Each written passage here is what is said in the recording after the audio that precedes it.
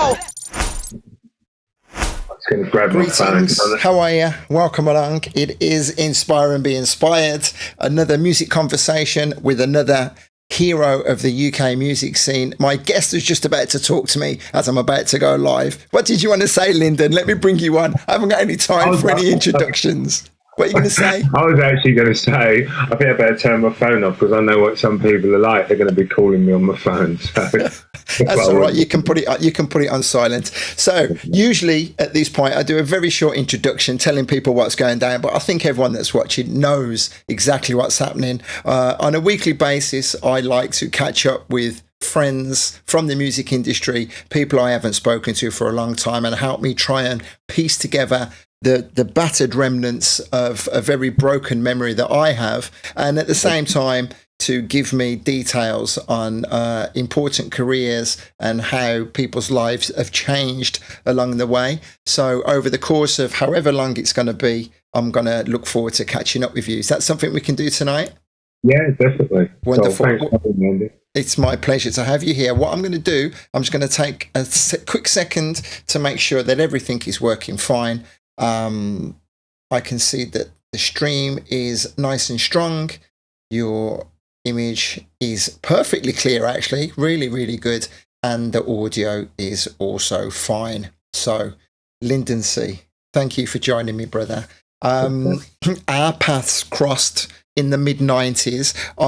I believe that we first would have met at Bagley's. I doubt very much you'll remember if that is the case or not, but my first memories of really getting to know you well was at Bagley's. But that's 15 years or so into your music career by the time that had come along, if not longer. So what I want to do, I will ask the odd question here or there, and then I'll keep my mouth shut and I'll just let you roll off your story. And I did take a very quick look at your biog, if I'm honest, because I don't usually do that. I like to just let the conversation flow as natural as it can. But I'm glad that I did, because there were one or two interesting things in there that I had long since forgotten.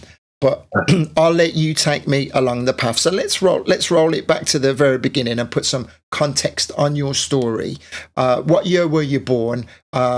Just remind everybody where you were born and some of your earliest memories of life in Britain in that time. All right. So, hello, everybody, by the way. I was born on the 3rd of July, 1965. My birthday. Happy birthday. Happy birthday. I'm sorry. I was too busy saying happy birthday. I didn't hear the year. 1965. Okay. Yeah. And I was born in Stratford Hospital in East London. Grew up in East London. Moved up north for a little bit, but basically grew up in the East End of London. My father worked at Ford's. My mum was a nurse. Typical, like, come over from the Caribbean. They came over and they were first my mum was in Bethnal Green in near Vicky Park and Victoria Park, for those that don't know. And my dad was in Hackney, I think. And my mum and dad got together, and I've got two sisters, Ina and Linda. No, one of them's listening. And next part of the question, sorry, Andy? Yeah, so your earliest memories of life growing up in a very early multiracial East End of London. Earliest memories are musical memories are Sundays, my mum cooking, playing reggae music, actually, country music, reggae music, Rod Stewart, and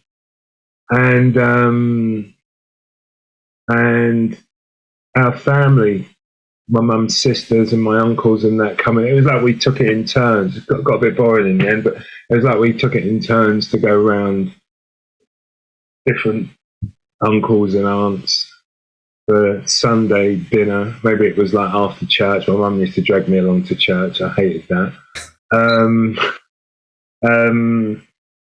And I just remember, I remember a lot of music being played. I remember going to a lot of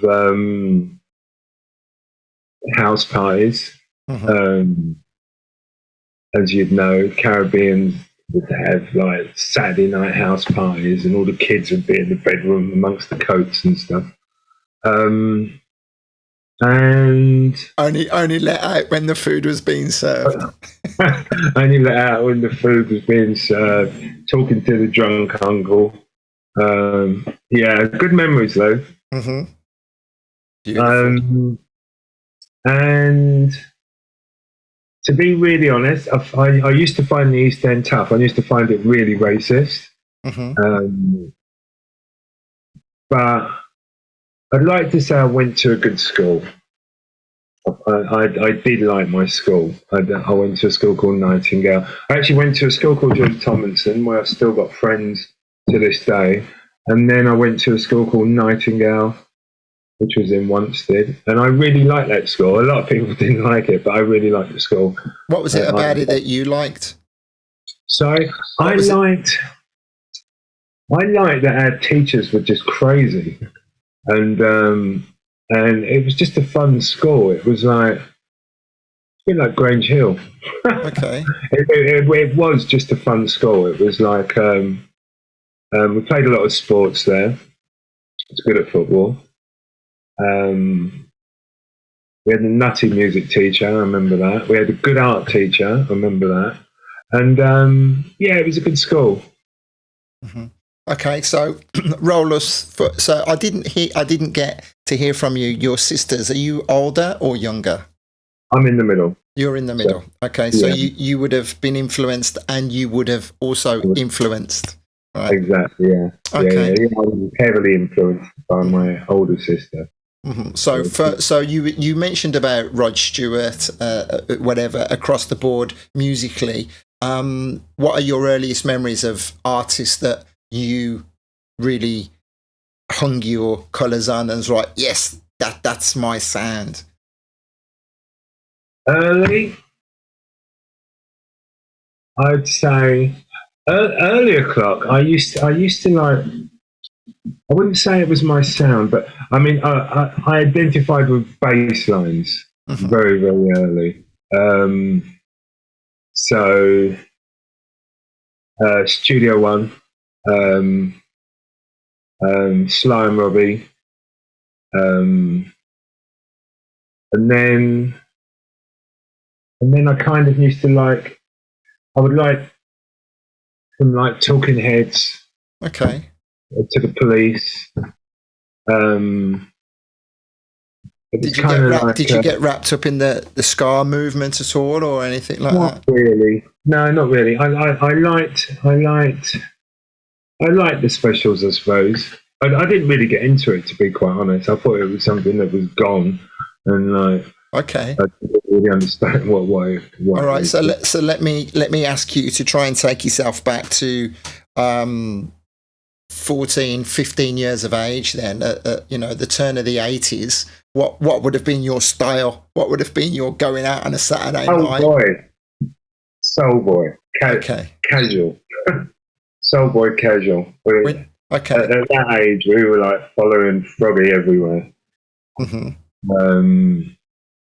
And yeah, we used to go to this club called Ilford Town. That was actually 12 at that time. But yeah, by 15, it was definitely a soul boy. But I used to 2 years on, I used to follow Saxon reggae sound system. Used to follow them everywhere. So, but I don't know, big sound system and bass line, even to this day. So you mentioned, I think I heard you say Froggy then. I spoke over you a little bit. Yeah. Yeah, Froggy is a bit of a hero Mhm. Round Move my over way. to your right a little bit for me. You're just a little bit too relaxed. I can't see you. No, no. There you go. No, that's good. No, you're cool there. Oh, what? It's this chair. It's dodgy. I keep like. You had your full on. You're talking about soul, and you had your full on lean on the guy. I I'm couldn't not see me. doing- So Froggy, yeah, no, Froggy was like, Froggy was somebody I would say that he really had he played a big part of my DJ career, really, just like Mhm. who I could identify with. He was the first one to like kind of drop the mix, Mhm. like over here. And I'm trying to think.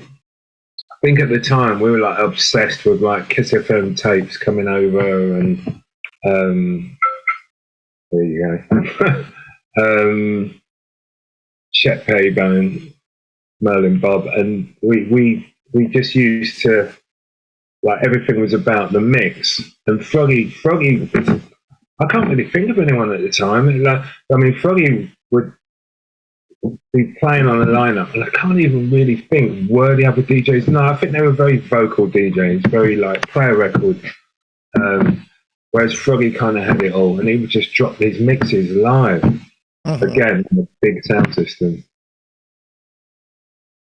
Because I never really I hear Froggy's name mentioned so much, and of course he's infamous and legendary and so influential and inspirational. So it's always interesting for me to hear different perspectives of his sound because everyone holds him in such high esteem. Yeah, no, he's like the Levan of this country, really. He massive black following, just like to his detriment sometimes, to be honest. You're going to have to expand on that. Why? It's just like, oh, there was a lot of clubs I think where Froggy, they booked Froggy to DJ, and I don't think they realised what was going to turn up, and I don't think he got 2 gigs out of it. Because he had a massive black following, north, south, east, and west, and Essex.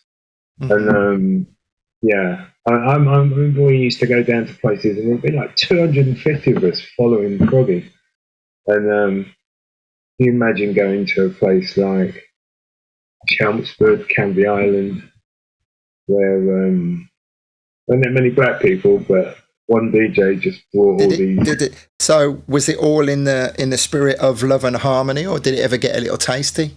Oh, it got tasty. It usually got tasty. I always say this. I've been asked this before, so it usually got tasty when someone stepped out of line with someone's girlfriend in.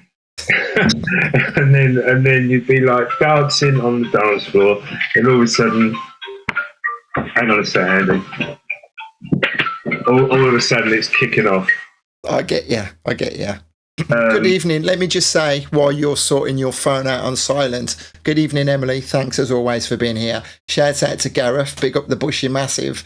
Shout out to Marky Soul Heaven as well. Anyone else that's passing through. And of course, the people who are watching the recording. Right, carry on. So it got tasty. Always around women. Always around women. It was always women. I can't. Yeah, it was always women. It was always like, you were my bird. And then it just outside. Yeah. Mm-hmm. So were you able? Well, I asked the question. I know because I was reading the bio. You were able to get close to Froggy, and he was kind of like a mentor, right? Yeah. I used to kind of just first part of my collection was just me being like a walking Shazam. I would just walk up to Froggy and just be like, what was that tune that you played in the year? And he always had time to go, and he would tell me, run off, get a pen, write it down, go down to Groove Records, get it, or tell Gene about it, and Froggy played it, rah, rah, rah. And I don't know, it was, to be honest, the first 50 dance records in my collection probably all played by Froggy. Froggy and a guy called Dave Brown, and probably Robbie Vincent and Greg Edwards.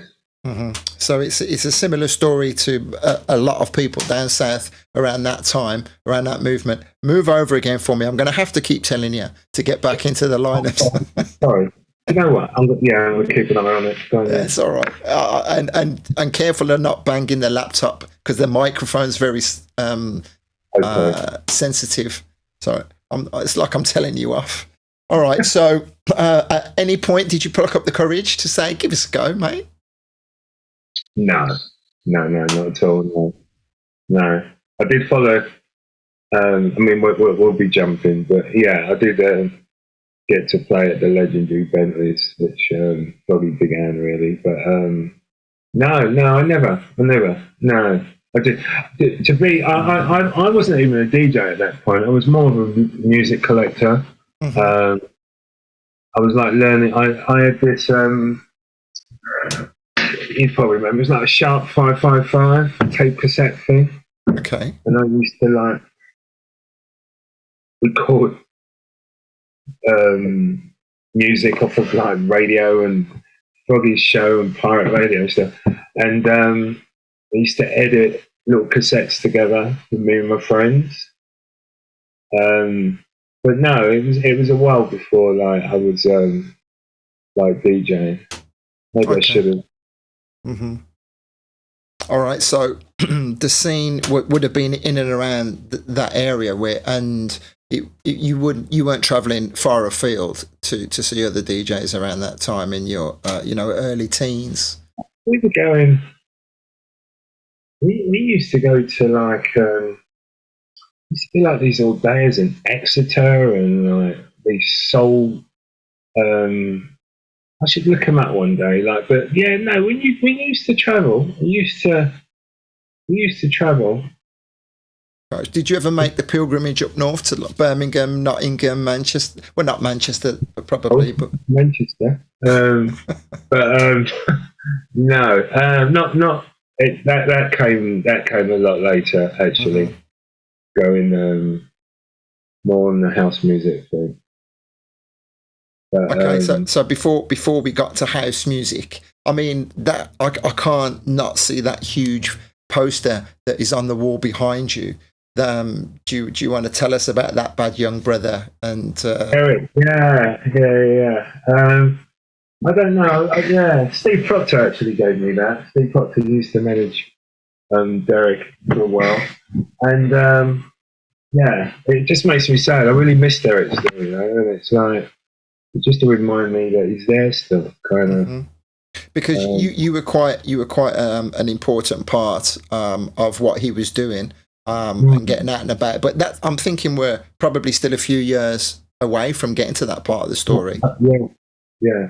3 years away from what? Sorry. We're a few years away from getting to that part of the story, the part of your life. Yeah. We are. What the whole kind of Derek B or Derek Sutherland? Everything Derek, you were before you were working with him. You were obviously we were friends. I was like, I've always been trying to remember this, but Jenny, Derek's mum, recently just kind of said to me, "Oh, do you remember when you?" And she's worked it out that I was like 12 years old when I used to go around to his house. So. I'd say so you were school friends then? We were. I think I met Derek just hanging out. There was this big motorway called Gates Corner where people would go skateboarding, and then we had like a youth centre to be on a Thursday, and then we had this Sunday. I met Derek kind of.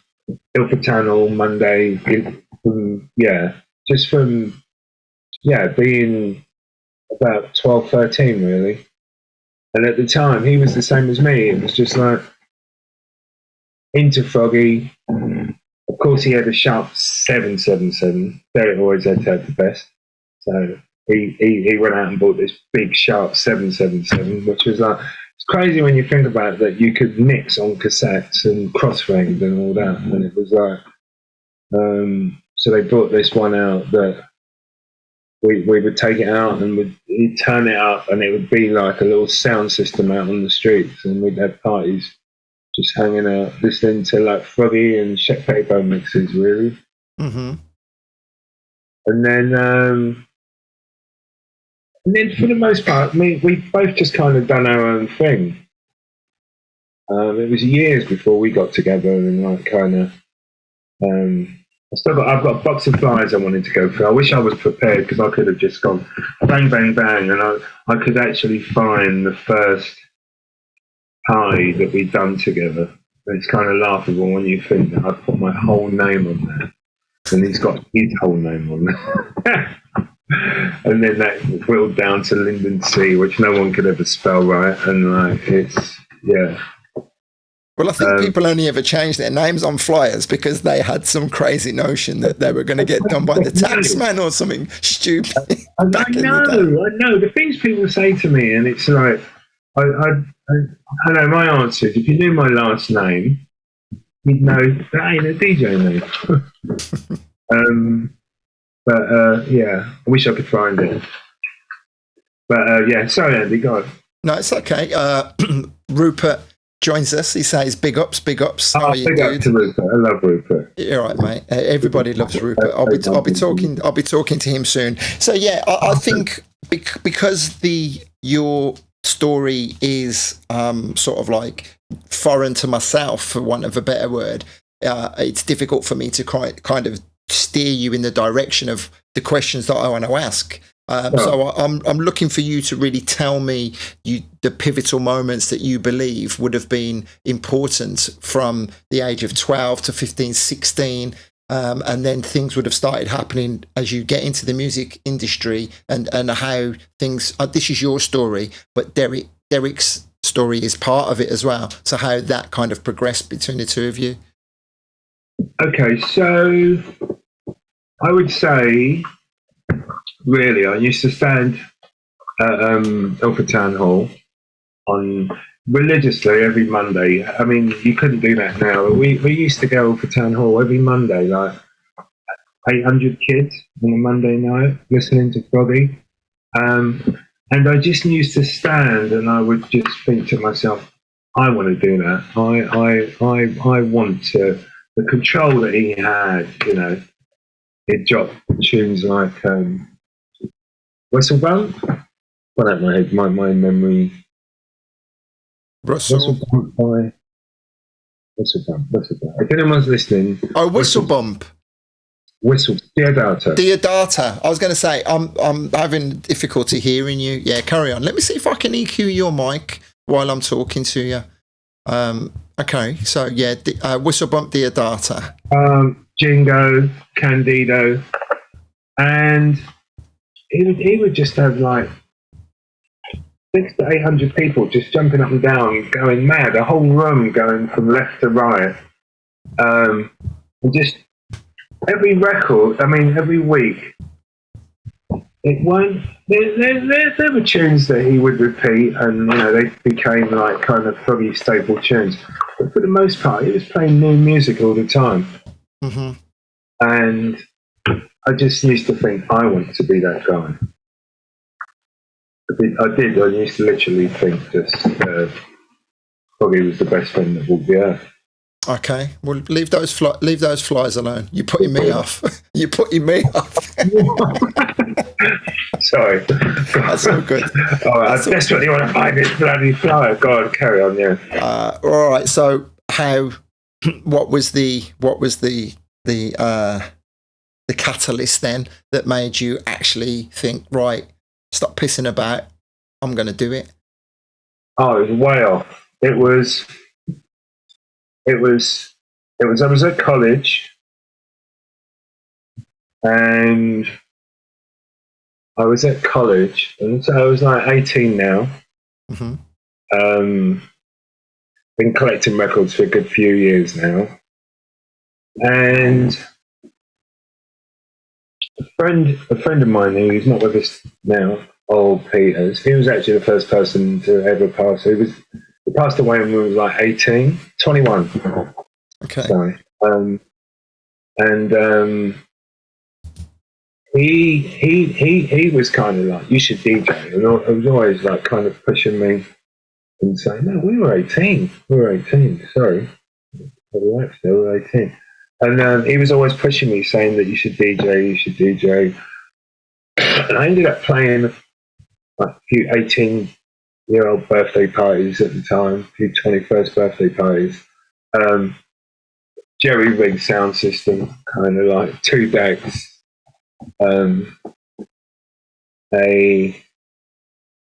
It wasn't even phonic. It was like, I saw one of these for sale the other day, and I should have bought it. It was, oh God Almighty! It was just like a little 2-fade mixer thing with Okay. one of them A VU meter on it. VU meter, just going like that, and just overall headphone volume control, and I think just bass, mid, and treble for the whole mixer, not each side kind of thing.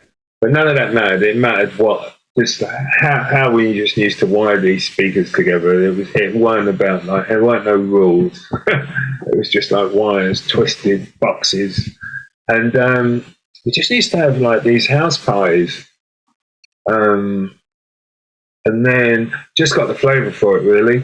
I just like, there must have been a time where I earned some money from it. I thought, you know what, screw going to college and being a chef. And I've done so that for a while. chefing then. So you had built, would you say you had built yourself a following? Oh, yeah, locally, yeah. Mm-hmm. Yeah, the timelines I'm talking about might all be a little bit mad, but yeah, after a while, yeah, definitely. And then we put together this little sound system called Rio Soul Sound System. Mm-hmm. And at the same time, it was about the sound system. Bobby and Steve had Zeus Soul Beat over there, and other sound systems over in Bethnal Green. And so Hackney. how far was Forest Hill from you? Forest Gate, sorry. Forest Gate. How far was Forest Gate from you? 3-4 miles. Okay. Yeah, it was basically just the other side of Wanstead Flats. But they were doing exactly the same things that we were doing. And then how on earth, I don't remember how we ended up meeting and getting together and then throwing parties. We were like, right, I've got that flyer somewhere as well, where we joined up and... So we got to be talking about 84, 85 now. Move back over for me again. This is... Oh, yeah, you're right, actually, yeah. We're talking 84, yeah. Move over to your right, move over to your right, move over to your right. That's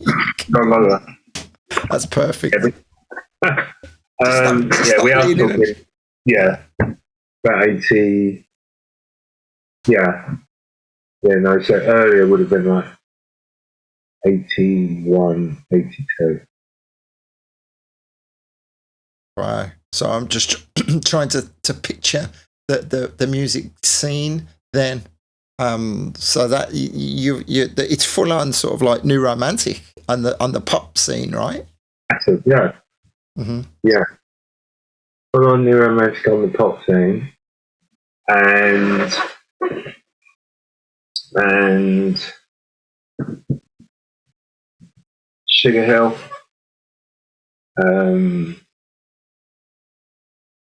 There was like the whole kind of electro rap thing was just kind of, if you searched, it was out there. Disco, although I never got into disco, to be quite honest. I was into the deeper side of disco. That came a bit later. Trying to think what else. But at the time, Andy, no, I mean, I'm talking like I was a dance music DJ from the off. We're talking about playing lovers. We're talking about playing reggae. We're talking about playing soul music. We're talking about playing funk, shout red. So it was like kind of full on kind of house party, just right across the board. So were you involved at the parties where the Bobby was saying that they took over a house and stole the electric from some neighbours? Oh, we pioneered it. Me and Tim. I have to say, I like we threw some again. We threw some legendary parties in East London, just like where exactly that. And jumping a bit, like it's like we've gone from that kind of jerry rigging the sound system to like booking Joey J from Good Times at the time, and yeah, for years, Joey just like he had the bowl that we had, and he just used to like. So some people they were like, "No, I'm not putting my sound system in there." No. But Joey was always there, and no, we 100%. That's what we were about at the time, and I think that was when we really built that following. On house. Well, all I'm going to say is, for one last time, you keep moving right. and we can't see you. Yeah, let's try this one.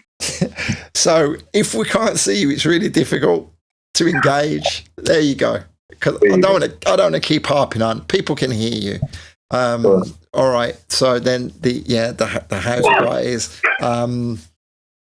So where do we continue with this? Because obviously the passion is still there. Your music collection is growing. The network's growing, and the scene it's a burgeoning scene now. It's a different kind of London than, I know it sounds probably corny to say, but it's a different London than 5, 6, 7 years before, right? Yeah, massively. Yeah.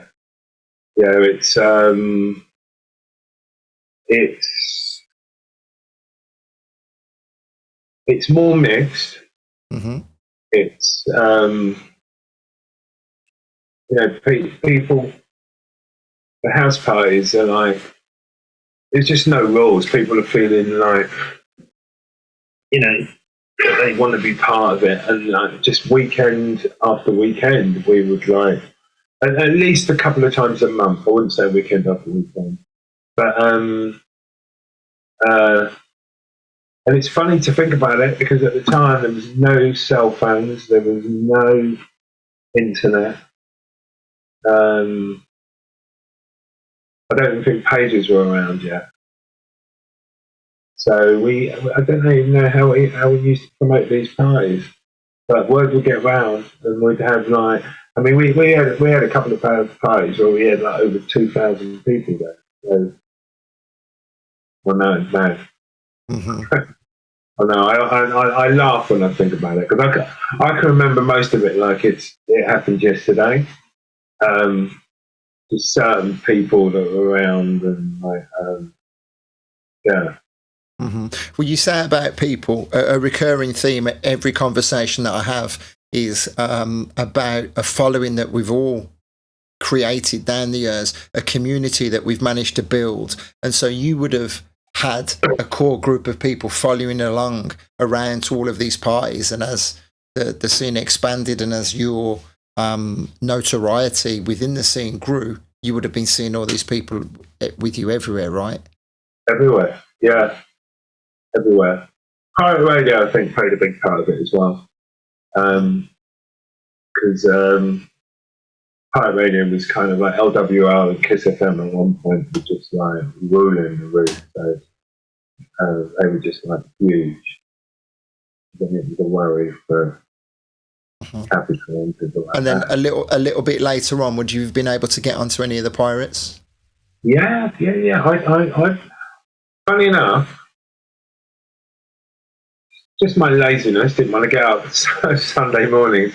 But I've been on both. I was on Kiss and I was on LWR.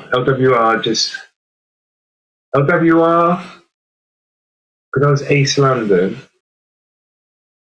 It was like maybe 21, 22 away driving at the time. And it was like, Zach offered me a show, and I remember it was before Westwood, and I'd walk in and Westwood was on, and it was like I had to set off at something like 5 o'clock in the morning from East London and get like night buses and just get over to South London. By the time I got there, I wish I weren't there. So I kind of done that for a couple of weeks and thought, like, if they don't give me a different show, I'm not really going to do it. And the different show didn't come, so I didn't do it. And the same thing kind of happened with Kiss FM in a funny kind of way. It was the only opportunity, and it was like a morning show. And knowing what I know now, I probably would have just seen it through because you got to start somewhere, you got to prove yourself. So, were you on the mic? Yeah, I was on the mic because I think Froggy I always thought was the best mic person. I thought Derek Bowen was even better. So it was like to play with Derek, he just really, I don't know, just like probably sounded like Derek, to be quite honest. Because I think Derek Bowen is probably the best mic DJ to come out of England. I actually think he's one of the best DJs to come out of England, if not the best DJ. Not being biased, right? I was going to say you may be a little biased there, considering how you continue to work together for quite a while. So you were quite talking about that. You were quite technically gifted then on the decks. You weren't just you took pride in your skills, right? Yeah. I mean, it was all about. I remember when I first got Technic 1200s. And I just I was at home, painted my room black like a nightclub. I had these big speakers going up the wall that we used to use for the parties. And my mum was happy because I was in all the time, but everyone used to come round. Yeah. So it was at that time, it was all I'd done. Bought music, learned to mix. And then it was like, bought music, bought records to scratch, bought music, And then it all went electronic. So, well, we're a few years away from it getting electronic. But so on the decks, you talk about scratching. When Derek B started to get some success, you were touring around with him, right? Tell us about that. I did everything. So yeah, I mean, Derek's Derek B thing was Derek's thing. It weren't at the time. I wasn't even really into hip hop, but it was like Derek came back from America with this drum machine, and we used to sit in his bedroom and we used to like program beats with this drum machine, and it was the same as, like I said, when we first got turntables. And just on it all the time. And then Derek just became a wizard at programming the 808. And then, due to some circumstances with some stuff going down at Bentley's, he went off to the States. He came back. And he came back, Derek B, who just like, Derek was a really good writer. So he came back, he wrote nearly an album.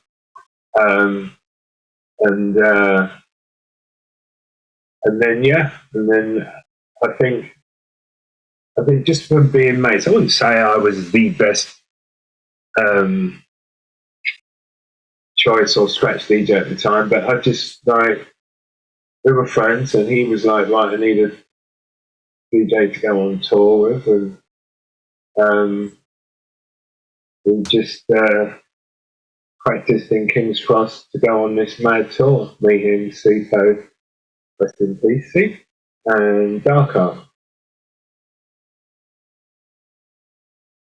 And how long did it last for? And did that give you a taste for more, or did it make you realise, this ain't for me?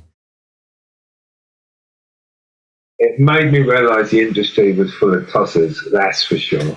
Because I saw so much of it firsthand. And before that, I didn't really understand how it ran. I just saw full hand. I mean, I saw like in my face daily for over a year, really, just different people, and just different events, and just the way the industry was, really. And it's far worse than it is today. But it's just full of like kind of idiots. Were you able to bite your tongue? Because I know you're a very vocal person. Or did you You know get what? yourself into hot water? I know, it used to get me in trouble all the time. Yeah, it really did. But it didn't really bother me because, no, I just couldn't, like, it's not me to. I can keep my mouth shut, but when it's like, when people are fooling people and just, it's not as it is. So. Anyway, I've gone off. Right, let's get back to what I was going to say. I was going to say about I was actually going to say about like Derek's career, just kind of it was the taste for everything to come. Really, I just knew then, and you got to remember it. It weren't. I always thought that hip hop wasn't our thing. I mean, you look today, you got grime and that. I wish I was around today. I mean, I don't particularly like all the grime, but at least you could say it's our thing. And I used to think at the time that we used to have this like UK hip hop, and I didn't really think that hip hop was my thing, really. Mm-hmm. But you never. Yeah. I mean, I know we are getting quite ahead of ourselves time wise, but you never warmed to the UK garage sound at all, did you? No. Which is surprising, listening to you talking, so romantically about the UK, what UK could have been, or again, maybe it's because you're biased because of Derek. No, do you know? What was it about the UK garage? Even about the UK garage thing, I think it just became like this. Like, it's the same today. Still, it's like genres. I mean, I've got a lot of UK garage that I like. Whether I play a whole night of it is another thing. But I just couldn't stand the MCs. I couldn't stand. Don't mean I don't like some of you, by the way, because they get that. They'll get that. But I just couldn't stand. I couldn't stand the music being pitched up fast. Mm-hmm. I couldn't stand hearing India to Be in Love played boasted with an MC on it. I just didn't get it. So it doesn't mean that I used to love R.I.P. Whatever happened to them guys? Well, Tim Deluxe went on to be huge, didn't he? Yeah. And then I'm not sure what Omar's doing now, but I know Tim's still about. Okay, well, sorry, I've completely thrown a spanner in the works of the timeline. You mentioned about India to Be in Love. Yeah, it was To Be in Love. You just said that will bring me back to your story about. Strictly Rhythm, which it will be a few years still, but you would have started promoting, you would have got to know Rob. Tell us about that part of your, because we're not going to capture your whole story in this interview. That's very clear. Now, all over the place as well. Yeah, we're going all over the place. So tell us about some of the bigger house parties that you got involved with, the acid sound, moving into house. Let's condense that part of it. House as in house parties or warehouse music, parties or house music, from acid house music. And the only reason I asked that question is because I really do not like reading biogs when I'm doing interviews, but it was saying that you jumped on the acid house scene and then you were putting on some really big parties down there. So explain those a little bit more. Okay, so Alright. I went to a party called Hedonism. Um, um, and that was it. That was the start of it. I mean, even though it's flirting with house music, like, just started collecting it really. Actually, it was collecting it from towards the end of Bagley's. Um, Cultural Vibes and No Way Back and um, all the early kind of track stuff. Um, and then I've gone to this party called Hedonism, and I was with Steve Proctor, actually, took me there. And I had my first pill at this time. I think I'm at this party, and I was just blown away. Just like black, white, straight, gay, fucking hands in the air, tops off, just hours and hours and hours. I mean, it was like totally different to the left to right swaying in a blues party or warehouse. And it was crazy. It was just levels, people, tables, just madness. And then I walked away from that. And it's only now when I think about it, everyone was at that party. When I look back now, and you had like, I mean, if there's another flyer I could dig out, but you had like Soul to Soul there, and you had like Mr. C, you had E&B, Eddie Richards, I think was there. I think Eddie was there. But you basically you had just a lot of people that just went on to like just it was almost like the beginning, and it was from then. We'd thrown some big parties. I mean, don't get me wrong, but it was just. I think it was just like the chaos. It's just like the rebellion. It was different to like throwing a party that we threw one top of my head, Southwark Bridge with Norman and like we took over the telecom building and there was like thousands of people in this building. But for some reason, just it was just I don't know what it was, and it was just like right bang, that's it. And I don't know where it started, but me and Tim then started to throw.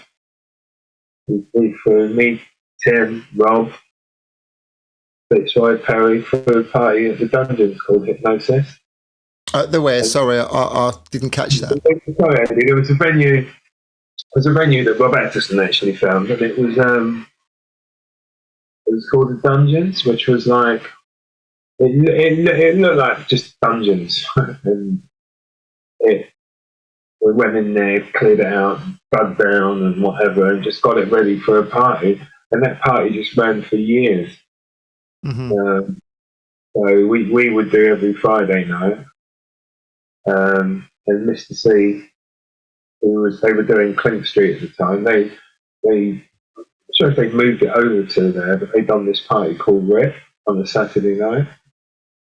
And that all came from really one night out at Hedonism. So you're continuing to change your sound, and by this time, were you seeing different people, or were the same crowd following you to these places, or did the soul crowd stay on their scene? Good one. The soul crowd went soulful house. That's the way I'd see it. And then the kind of hip hop,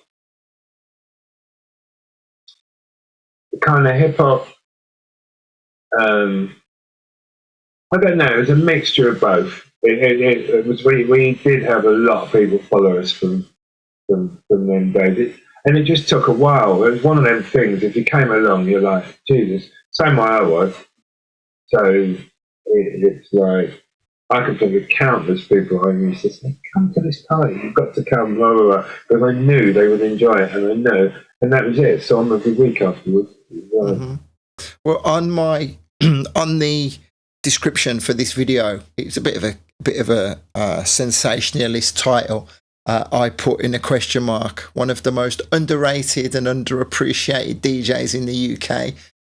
But you've achieved some really great things back then, right? I mean, any of the, we always hold the Americans in such high regard. Any of the American DJs and producers from back in the day, they'll always cite you as being one of the originators of the early soulful house sound, right? Mm. You'll happily take that. I'll take that. No, I'll take that. I just would you see yourself as underrated? Sorry, would you see yourself as underrated and underappreciated? Sometimes, yeah. Mm-hmm. Sometimes it used to bother me. It don't bother me anymore. But it sometimes, yeah. Is that because you were lazy? No, I think I just don't really ever have a plan, Andy. That's the problem. I just kind of like I wing it and just like kind of just want to see it happen. So it's like I don't know. Does that make you feel more comfortable though? That it doesn't feel forced. It doesn't feel forced. I don't practice going out and playing sets. I don't. I vinyl, and I knew what I was putting in the box, but I didn't put it together before now. It just kind of, I don't know.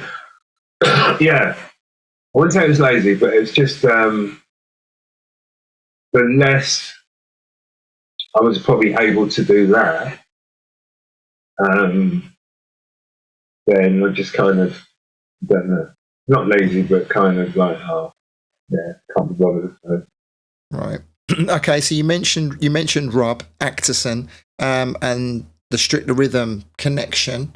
Tell us about that, because that was quite an important part for you guys, wasn't it? Well, for Rob definitely, but for you. Yeah, no. Well, all right. Strictly Rhythm thing's very simple. Find the flyer, Linden. Right. So don't you fucking go in that flyer box. I know, as I talk, it might be here. But excuse me, everyone, for a minute, because it could just be you. So the Strictly Rhythm thing was we thought that was it, and it's not. That's what it came to. I'm not gonna be able to see it anyway when you show it, mate. That's what it came to. Feel the rhythm. Okay. You're on it, yeah? I'll put that as Bagley's with you. No, so Strictly Everything was Warren. Do you know Warren? Warren Sharifi. Huh? Warren Sharifi. Yeah, Warren Sharifi. Yeah, so Warren was good friends with name escapes me, but this guy was one of the managers down at Heaven, and we used to go to Nancy Noyes and Lisa Lau. Oakenfold even was doing his night there, and we used to go to Soundshaft a lot. And I don't know, maybe about a year later, I'm not even sure if Loud Noise and that was still going when we started doing Soundshaft, but we got offered to do Soundshaft, and then we basically just wanted a name that would kind of, the name would just say what the music we were playing, what style of music we were playing. And at the time, Strictly Rhythm was like only up to like 3 or 4 releases. So we looked at this label one day, me and Robert, and we went, call it Strictly Rhythm. And then, little did we know, Strictly Rhythm was going to go on to have fucking hundreds of releases.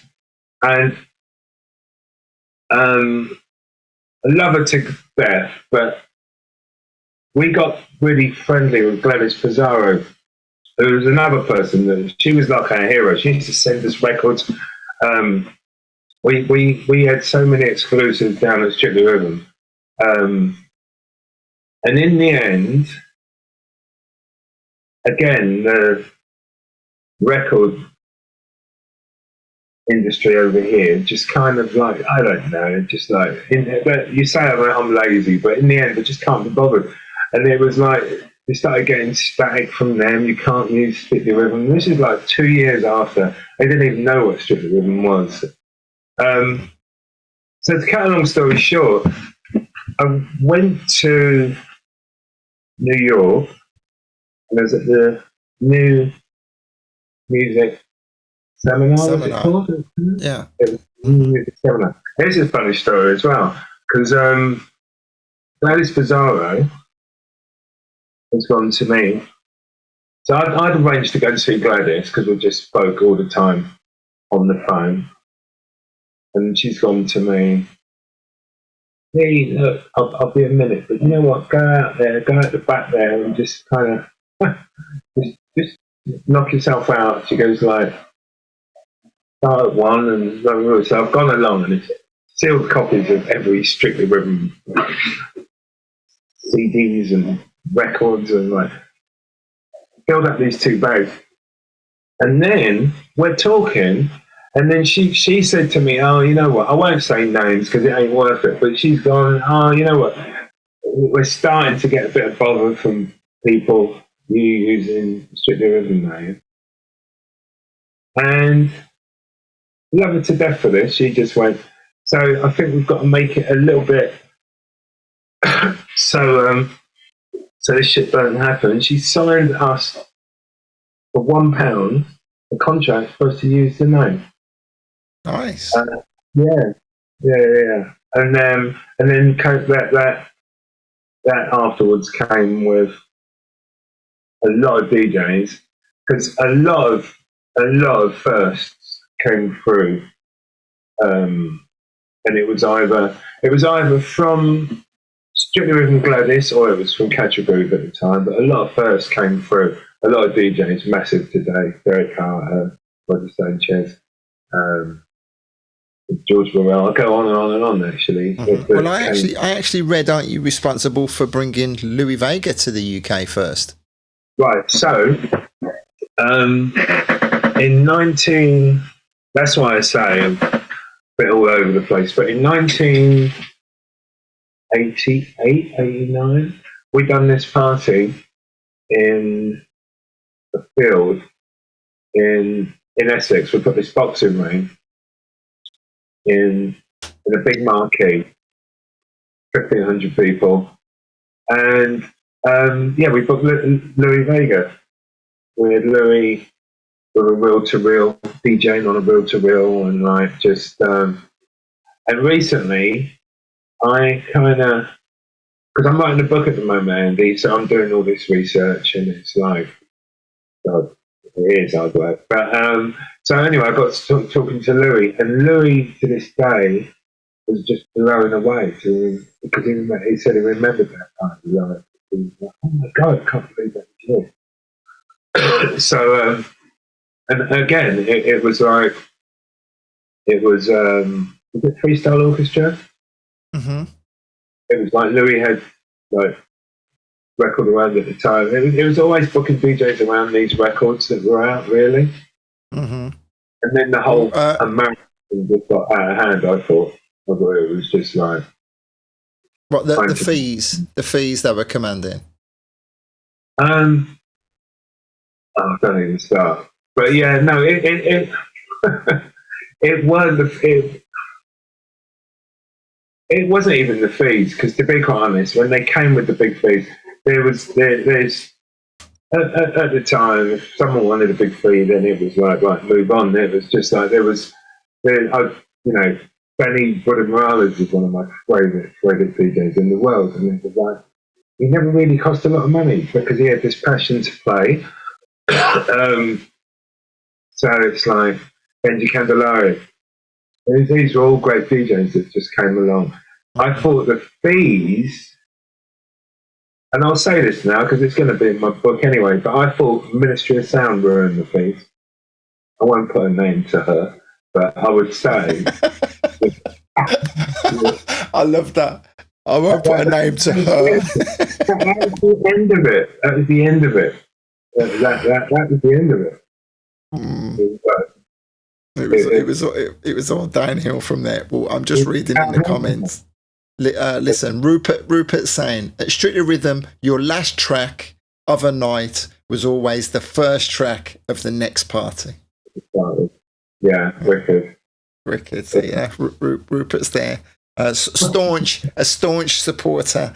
Well, it's actually literally just said Deep Beats Volume 1. I was going to say, when I looked at your discography earlier, I was absolutely floored at the fact that you produce Deep Beats. Have I misread that?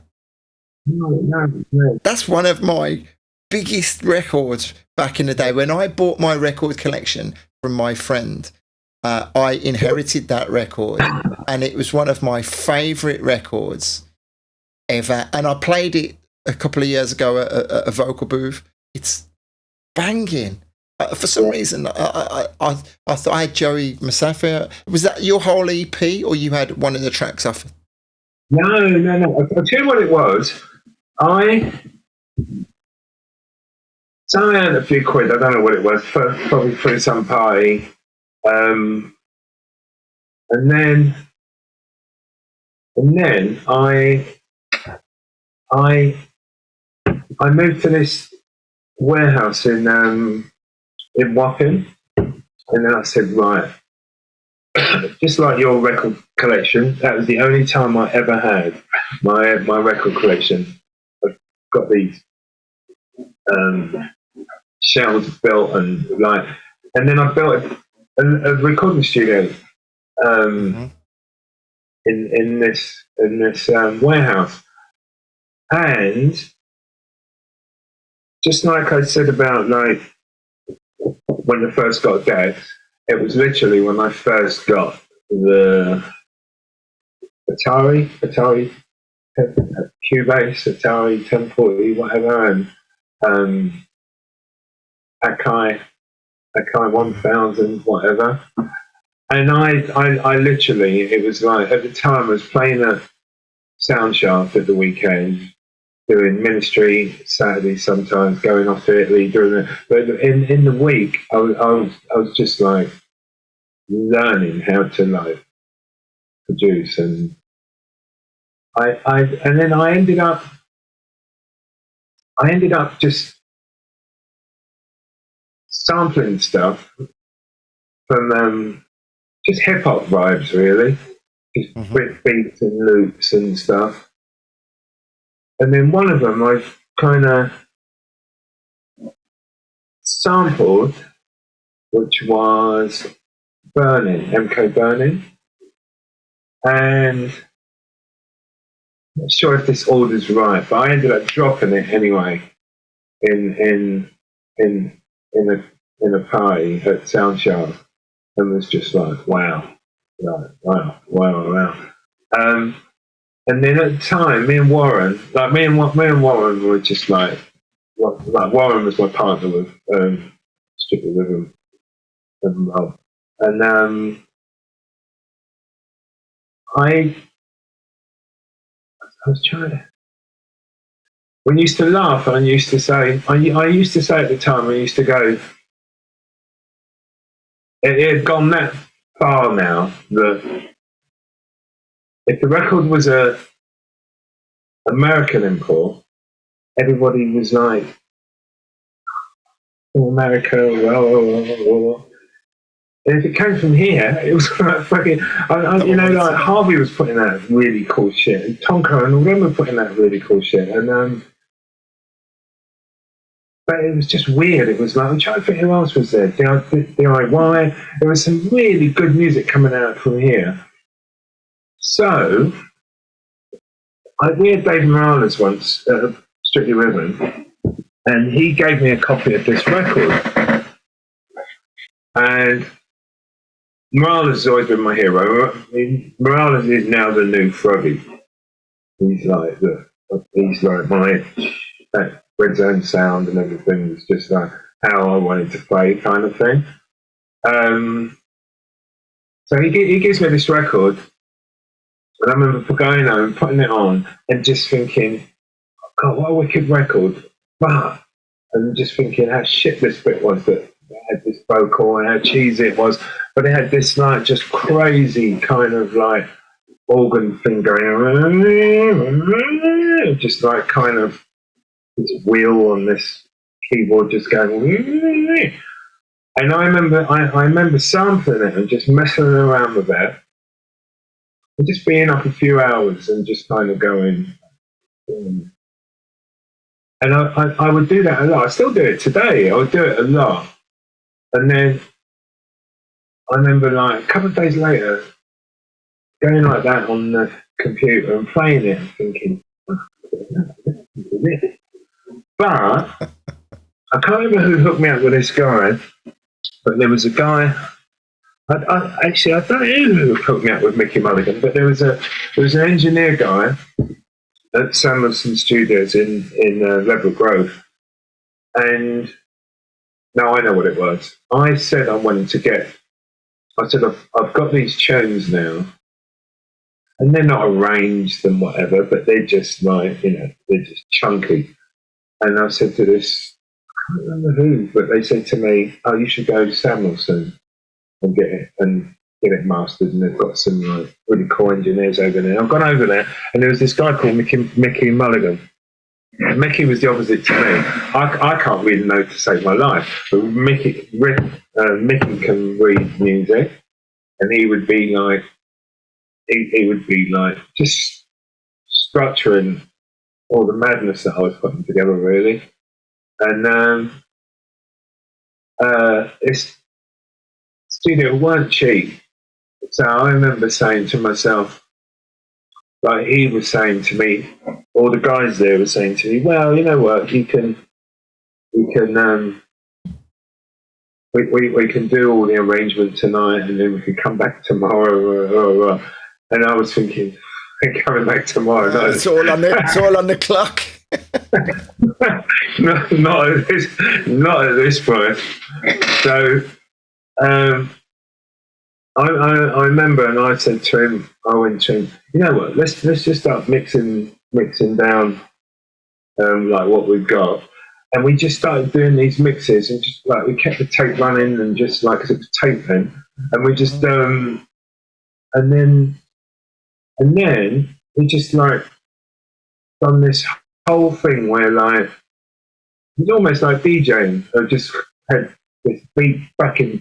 Like if you listen to deep beats, there's this beat, there's this break that I use pretty much.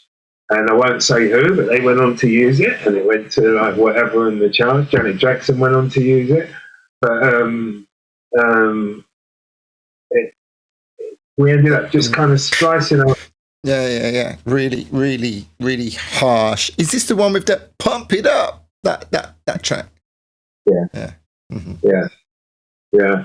But I like deep beats too. You listen to deep beats too, and that's the one that I really like. I thought deep beats.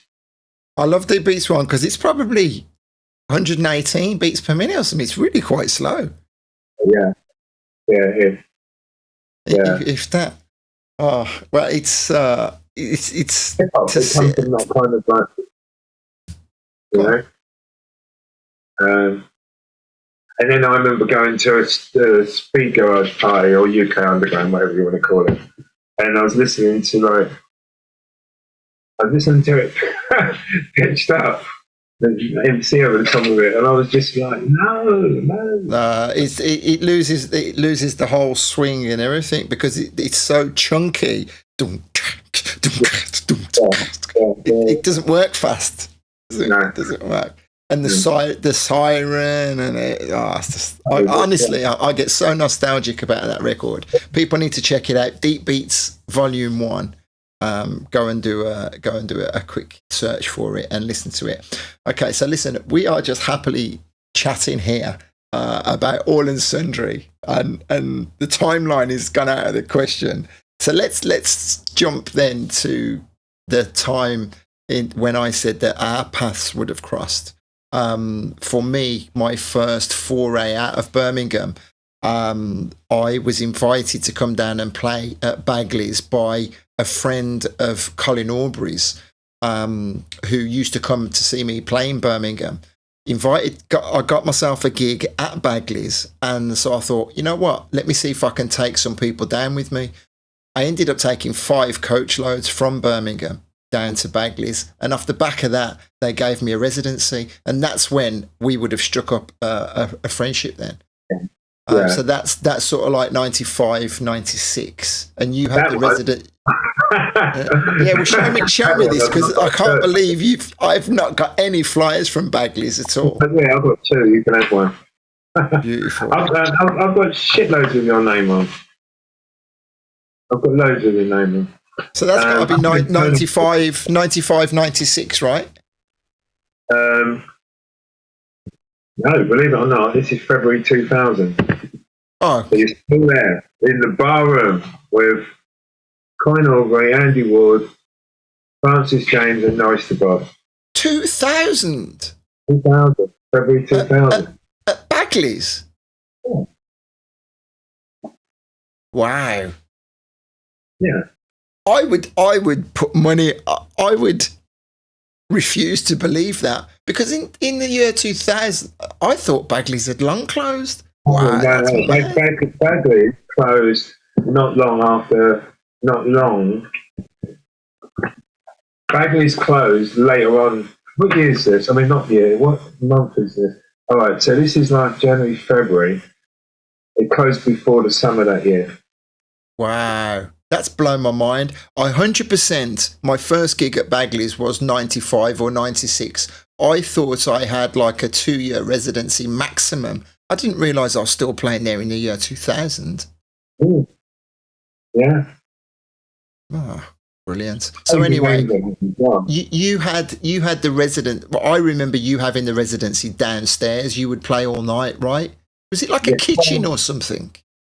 No, it was.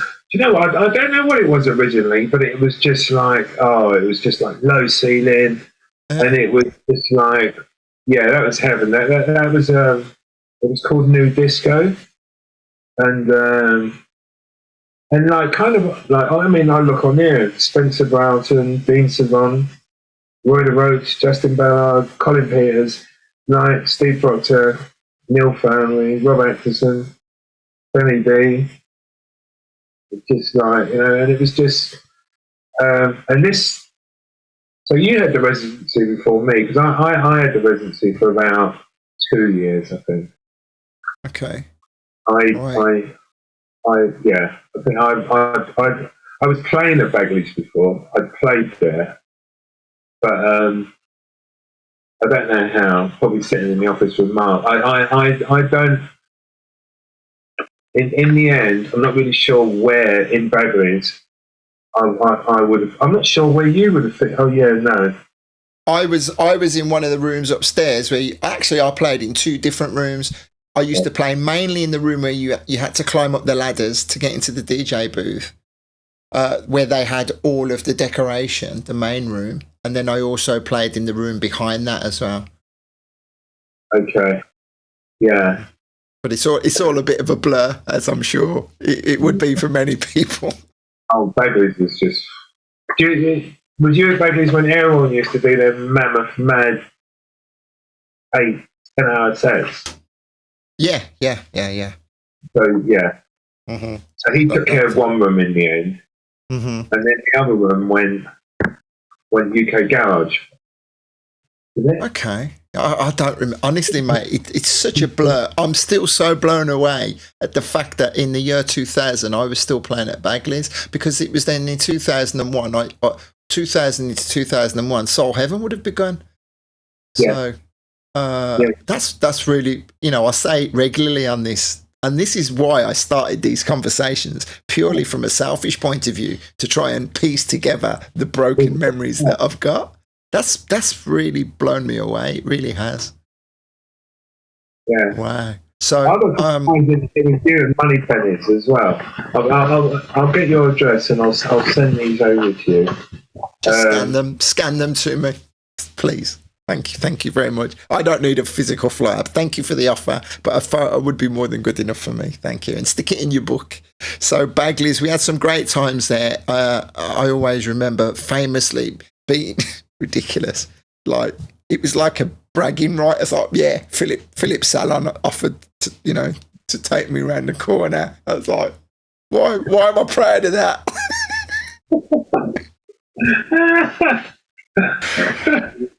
Well, these are the things you do as a young aspiring DJ out of Birmingham, you see. Yeah. I never gave in to his advances, though. You'll be pleased to know. Oh, don't make me laugh. Okay. So let's talk then about how things would have been great for you, and then eventually the shine. Well, maybe the shine didn't start to dwindle in the UK, or maybe something further afield caught your attention. I have memories in my mind that you weren't happy at some point, and then you went away. Yeah, no, to be really honest, I just thought, I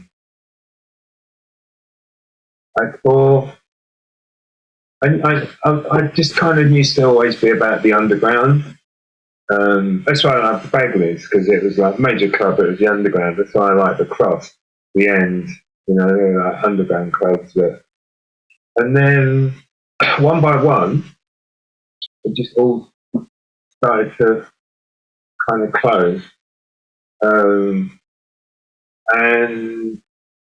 then Kiss FM sold Kiss FM, and that went just nonsense. And then I just found everything was like, I used to love going to Ibiza every summer. I'd go to Ibiza, and just like, that got taken over by Radio 1, and it was just, everything was just like, what the hell? So, just by chance, I happened to meet this lovely woman who was just like, you should come to San Francisco. And like, we got together, and I went over to San Francisco, and then I was just like blown away. So what year was that? Right?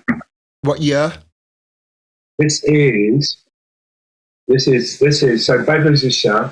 This is there's another thing as well. It was just like, I think something that really, there's been a couple of things that just kind of happened, and it was just like, and 9/11 was one of them. 9/11 was kind of being in a Ibiza and just like sitting there just watching that whole thing for 2 days on TV, being around Americans as well, because that was when I met the San Francisco crew, and I just kind of like, I just thought, damn, like life, just what's sitting around for? Look at this. And then I just kind of went to San Francisco and just thought, right, that's it.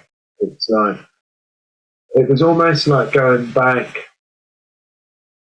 you remember it was really, really good in like 94, 95 in the UK, and it was just, the music was really good, and there was the excitement and the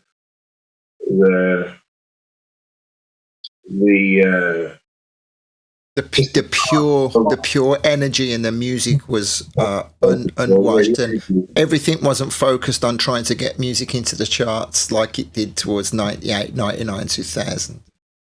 Yeah, and it was, music got played, like back then. You'd go out and you'd hear records.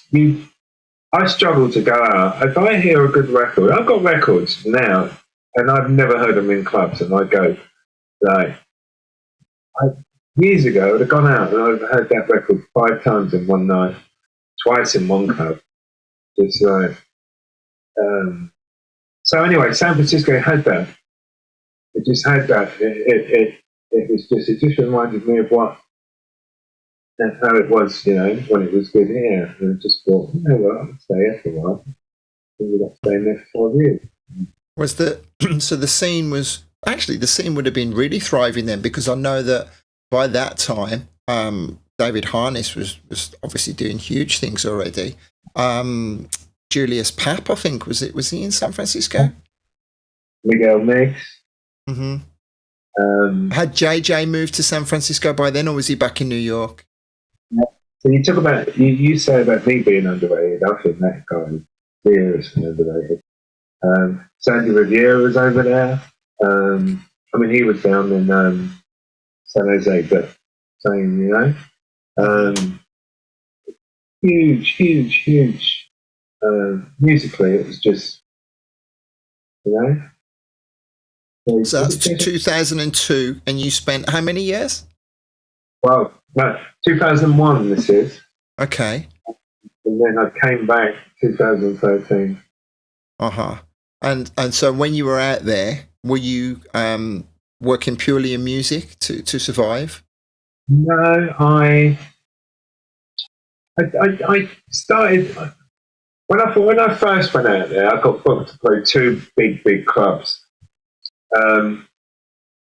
Paid me good money, and then I came back to the UK for maybe a month. Sold up everything and went back, and then that was it. I became like a kind of local now, so no more big money, and like just kind of started again. But I don't know. I've done some amazing jobs out there. It's different when you've got the sunshine every day, and it's just like you're in shorts every day, or you know, it's not like here where you just grind out. You always got to worry about your bills and stuff. No, it's just I knew Google millionaires that were just like street cleaners, just, you know, Mm-hmm. they weren't no different. They all hang out together, and like it was, you know. So that was the lifestyle. So Yeah. why on earth I come back worked in to a the record UK? shop. I forgot to say that. Yeah, worked in a record shop. About and I look back now, and I look back at a lot of like some of the records I've even got to this day, and I was like, wow, that was from there. Mm-hmm. It was like, and all the labels that used to come over to the UK that we would go crazy. Naked was massive at the time, and their other little sister label. And then there was like it was weird. There was like mixes that to this day I've never heard them over here. Like, you know, but I suppose it's the same thing here. So there. Very the sound, the West Coast sound was very very prominent around that time, and then it would have got watered down in the UK with the advent of what started off quite called Head Candy, and then that kind of that San Francisco sound kind of bled into the UK scene, and then that kind of started to become a bad word, really. You know, it's like negative connotations of that sound. And unfortunately, that's the way it is. You know, people want success, and then they get success, and they become victims of their own success. But anyway, I want to find out about what eventually made you come back to the UK. So I had twins, and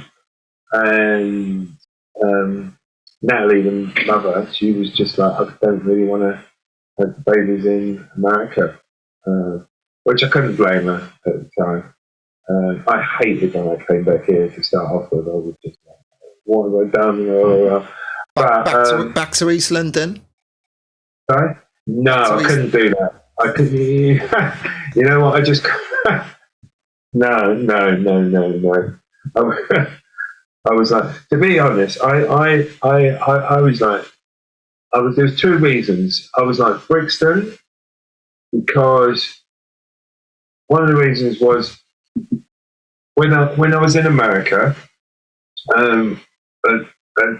if I met someone from the UK that I hung out with that I never knew, that was really cool. For some reason, they came from Brixton. They were like, Brixton, yeah. And I just kind of thought to myself, it's going to be really hard going back to the UK after being in America for 12 years and not having that kind of I don't know, that energy, that kind of, I wouldn't say San Francisco's a 24-hour city, but it's definitely got that late night where, like, and that's what Brixton was. Mhm. That's what Brixton is, really. And it just like kind of reminded me. I couldn't really think of many other places. Um, and just before I moved to America, I lived in South for a while, and I kind of thought, you know what, I wish I'd lived over here a long time ago. So, Okay, so you got back in, and did you, because you were back on home turf, so to speak, did you think, okay, let me get back out? Were anyone happy to have you back? Were they like getting you in the clubs or? I didn't want to do it. I actually, when I was in America, I had an art gallery and had like a bar in this art gallery and juice bar and whatever. And to be honest, I just, it took me a while to be here. It took me a while being back here. I mean, to kind of think, God Almighty, everyone's still DJing. That's what blew me away. I kind of got back and I thought, there's a few people that have fallen off, you know. Um, but for the most part, all the big DJs were still all the same people. And I was like, where is the new? Seth Troxler is probably the only one that's Jamie Jones probably a little bit after. But they're the only two DJs that I could really think of that I heard when I first got back that I didn't know. I was like, I thought I'd come back and there'd just be all these new DJs and instead it's still the same DJs and I just with like just like having kids and that I just didn't really it just wasn't something that was on my radar. I knew I'd get back into it, but it just wasn't something I was rushing to do. Mm-hmm. Um, and then and then I did, and then I'm kind of like What changed your mind? what DJing? Yeah, when you said you had no intention of getting back Oh, into it, you know what? and then you did. I'm going to be really honest. Was I when I was in America? I used to go to this festival. I know you know it's called Burning Man. I went there every year. Um, been 12 times, and Stark when I was bollock naked, running around naked in the desert. naked, running around like a fucking no. um, but no, just carefree, just Mm-hmm. just they call me Is it? light I bulb out mean, there. I'm sure it's completely misunderstood by ignoramuses like myself, because I have this image in my head of what everything that I dislike about Burning Man, and yet I really don't know the first thing about it. You'd love it, Andy. You'd love it. You would absolutely love it. You would. Back to the question about what got me back into DJing was actually going to. So I've been back a year, 2013, 2014, going to Burning Man 2014, and doing Burning Man from the UK was different from just driving from California to Nevada kind of thing. So it was like going there, and it was almost like going there for the first time, but also just knowing like how to work your way around Burning Man and stuff. So this year in particular, I was kind of like, you know what, I've got no, I, I haven't really got to worry about a lot of Burning Man this year. I'm going to just DJ, and I went around all the camps.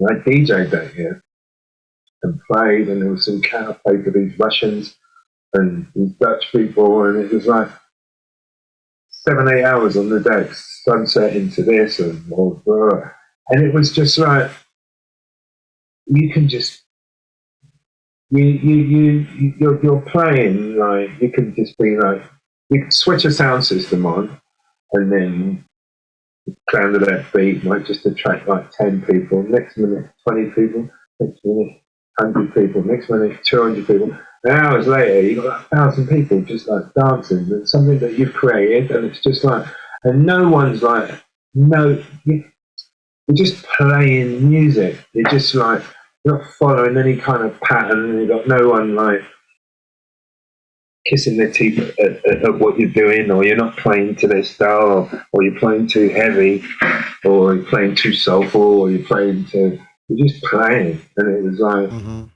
I think it was that. I think I just came back and I went, yeah, that's the one to do. That's what I'm missing. Well, the thing is, it's a recurring theme, a recurring word that I try and drop in every conversation: authenticity, and Yeah. that is the perfect example of an authentic opportunity presenting itself to you, and you thinking, this is what music means to me. This is how I want to present my music, not this bullshit that I've seen in other places. Yeah, or bullshit that, and I can say I've been guilty of it. Bullshit that I've kind of jumped on and just kind of, got a little lost and thought like, I'm going to do this, play a certain way, or I can play to this crowd, or just bad decisions to take a gig and go and play like some bullshit really, and just be like. I hear that. So the dream of coming back to the UK and reinventing the wheel and stamping your mark on the new sound, how did that pan out for you?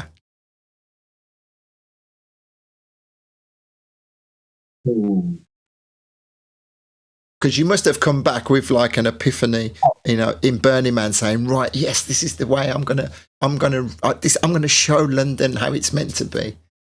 Yeah, kind of. But you know what?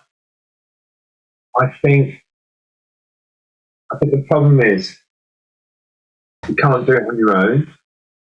So I still think it's there to be done, to be honest. But it's building that team of people that, and it's selling it again. It's like, and that's another thing. Come back to London, and the whole place has just gone festival fucking mad. And it's like everything's just like festivals and just like and it's like, and I don't know. People have bought into it all, and it's just like, if anything, I I get really kind of more turned on thinking about like putting on that generation below us. I still don't think of had it good. Our generation spoiled. Our generation is just like it's like it's yeah. It's like you look at the DJs, they're still there, and like you look at I mean, I look at people like Louis, and I say hats off to you because it's like I hear people like criticize Louis and go, "Oh, Louis," but I hear Louis, and Louis just smashes the granny out of like, and I cannot comprehend the man's energy as someone who's taken myself out of the DJ circuit because I fell out of love with so many things about it. I struggle to see how a man of his longevity can still have that passion, that drive, and that enjoyment every week of playing music to people. You can only take your hat off to him. You really, really can. It's just like Well, without mentioning any names specifically, because it's not important, but you have mentioned some names through the course of this conversation who you would have been, running shoulder to shoulder with as a youth, who went on to huge things. Do you ever look and think that could have been me? Yeah. Mm-hmm. Yeah. Yeah. Yeah. Well, that Yeah, should have been me. I don't. What that's right? I was I going to should say have been. that should Fucking have been. really. No. Yeah, I do. I do think that sometimes, but also I do understand sometimes why someone's gone on to be big, and I'm not that person, you know, making them moves or whatever. Okay, yeah. Um, yeah, and Okay. I still think like. One of the things I hold myself to, I've said it, I'm going to have a hit record. And I say it to this day. It's like, I mess around making music and that, and it's just like, I don't really can't bother to do anything with them, really. Not lazy, but it's like, I don't know. But I know one day, then I'll all just go, I just dragged that word lazy out of thin air. I did not accuse you of being lazy. Let me just say. no, you know what, Andy? I'm not, like, fucking. Yeah. So, okay, so let me come back to that point then, because that's really interesting. The hit record, is that because you feel you want to prove that you can do it, or Probably, mm-hmm. probably there's a little bit of me that thinks that, but I've just always said it to myself, and I listen to records. There's some records I listen and I go, there's some records I listen to and I go, oh my god, I wish I had made that record. Right, and then there's some records that I think I listen to and I just think they're perfect records and they don't do anything. Mm-hmm. So. But I've always said it to myself. I've always said it. I've always thought it's something I've always thought. Mm-hmm. Well, you've got so many friends in the industry. You've got so many connections. You've got so many favors. I'm sure you could call in. Have you been talking to people and saying, "Listen, chuck me some parts." Do whatever, let me have a look at something? Or is it the fact that you don't really want to be seen yourself to be putting that much effort into it? Good question. You know what, I think that's the kind of vibe I'm getting from you. I don't know. I mean, if you think I mean, my thing is that I say I know I'm going to have a hit record, but I think of like people like Rob Exton sends me tracks to this day that he's been working on, and it's like I was telling him the other day, I was when your iTunes just goes on suggested recommendations there. Recommendation kind of thing. So I'm playing some house tune and just like kind of and I walked off and I've come back and I'm like, what is this? And I've run over to like the iTunes thing and it was something that Rod sent me like 6 months ago. And it's like I don't know. So there's making music. I think I can make music, but like I said, I want to have a hit record. Mm-hmm. When you say a hit record, on what level? Hit. Okay. No, like dance floor smash kind of. Okay, so not chart record. You No. Okay, so you're gonna at some point you're going for the big, as much as you dislike them, you are going for the festival banger, right? That's gonna be smashing it out there. Yeah, well put. The festival. I might even call it that. Well, I'm sure as soon as that record comes along, the big labels, I mean, there's 2 or 3 that we could list off. You've got such good connections with the people behind them that, you've only got to hit it right and they'll take it. Yeah. Because your pedigree speaks for itself, man. So, I mean, you mentioned a couple of names tonight that I've made a note of: Dean Savon and amongst others who are on that floor, but then of course Rob. So what is Rob doing there? because I will get to talk to him at some Rob's point. lazy. Say that again. I said Rob's the lazy one. No, I'm joking. Easy, Rob. No.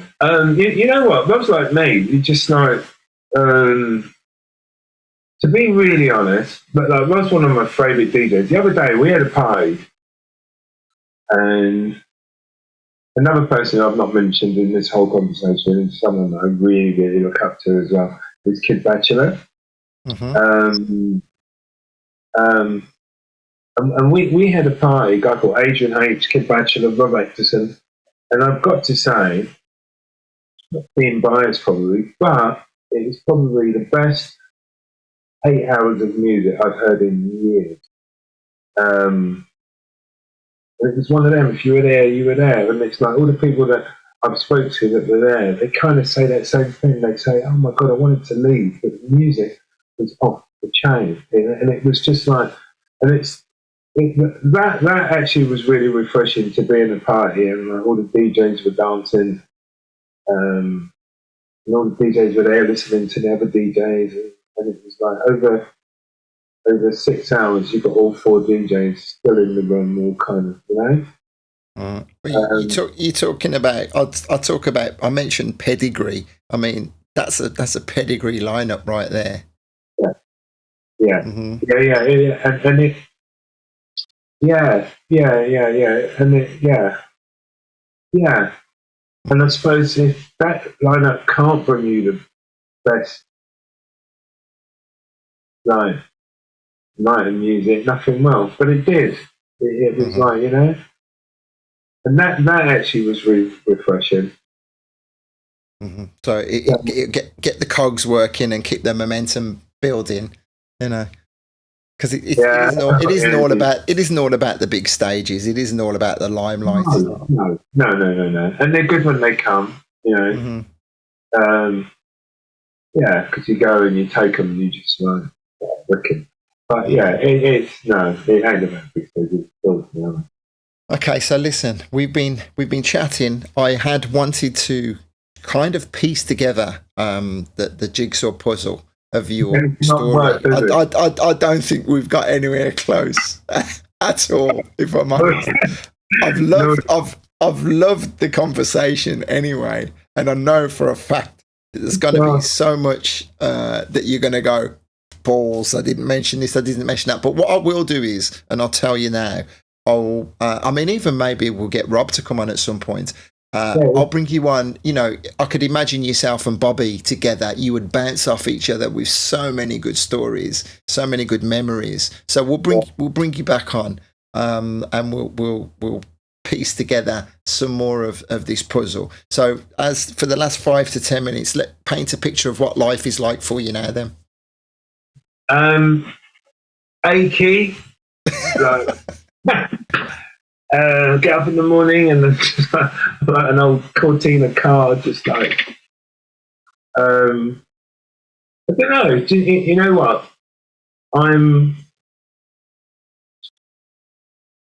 just kind of like looking for that hit record. I'm just kind of like, I'm writing a book at the moment. It's called For the Love of Beats, and I thought by now. I'm writing it with this girl. She's wicked. Her name's Catherine Hall. Catherine Hall. She recently just done this. We might be at the end of it actually, but we're in Newham, which is where Bentley's was, like Newham Heritage Month. So they kind of got her in to do a piece on, you know, Heritage Road. She done a whole piece on Bentley's. Okay. And she, prior to that, done the same thing, but she done it over in Waltham Forest, which is where I kind of grew up and where the Dungeons was and where all the parties used to do with Bobby and Steve and whatever. So I thought she was just like a natural person to just kind of write this book, and yeah, she's wicked. So I would say 2005 this book will come out. I can't see it being any closer. I was because it's just There's so much. And 2025. I thought you said 2005. I was like, Lyndon, you're living in the past. Yeah. So yeah, it's like, where would I say I am now with it? I'm just touching here. That's where I am, freedom. Mm. So please send a photo of that flower and send it to me. I'm still blown away by that. And where are you at in within yourself, in a happy place with life in general? You in a good place? Yeah, up and down. To be honest, that's going to sound really moody by me saying it, but I think there's a bit of me that misses San Francisco still.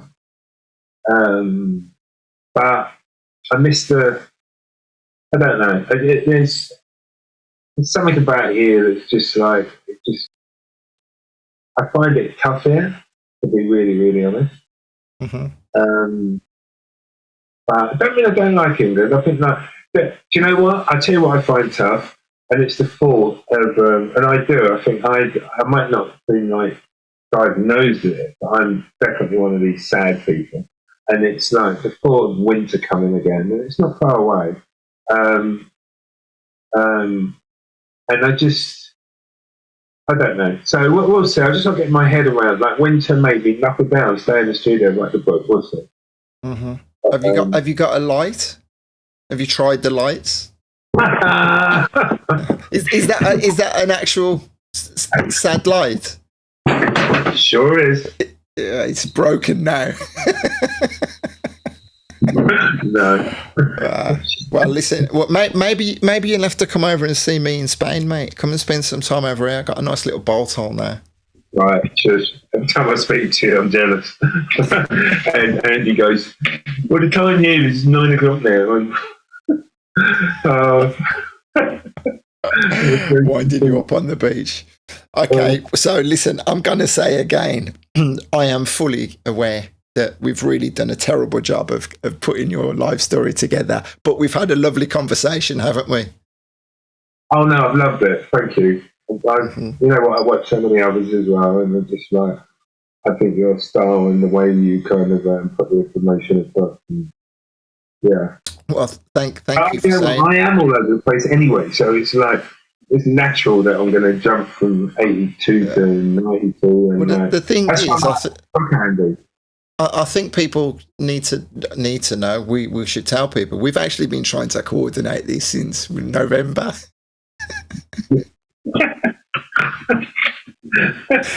And like, I've got 1,000 things going on, Andy. Come back to me. So I looked at my message history, and that was like February. I was like, yeah, I'll come back to you. And then I saw you post something the other day. I was like, you know what, mate? I was supposed to message you last night.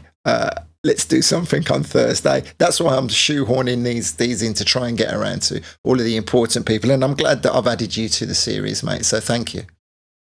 Thank you very much. And we'll definitely get you back on. Think of someone who you'd like to come back on with, and I'll just leave you guys to talk all evening. Or maybe because if the book's 2000, I need you back before 2025. So I'll speak to you, and we'll get that coordinated. Okay, cool. All right, dude. I'm just going to say goodbye to everyone. Respect, man. All right, and to you, Andy. Thanks. Much love. Thank you, man. Take care. There you go, ladies and gentlemen. That was an interesting conversation. It was just like we were face to face, just chatting. As I said again, I wanted to try and capture more of the story, and yet the way that it flowed, it just felt great. So thank you, Lyndon. Truly, thank you. Thank you to Big Man Boy. Shouts out to Jimmy. Thank you to Jenny Buckley. How are you, Miss B? Also to Rupert, who is saying part 2, 100%. Mr. Soul Heaven as well. How you go, Marky? Everyone else that passes through and checks out the recording, please leave a comment for Lyndon. On the screen, we have an image here for my next conversation. Mr. Angus Campbell, aka the B15 Project.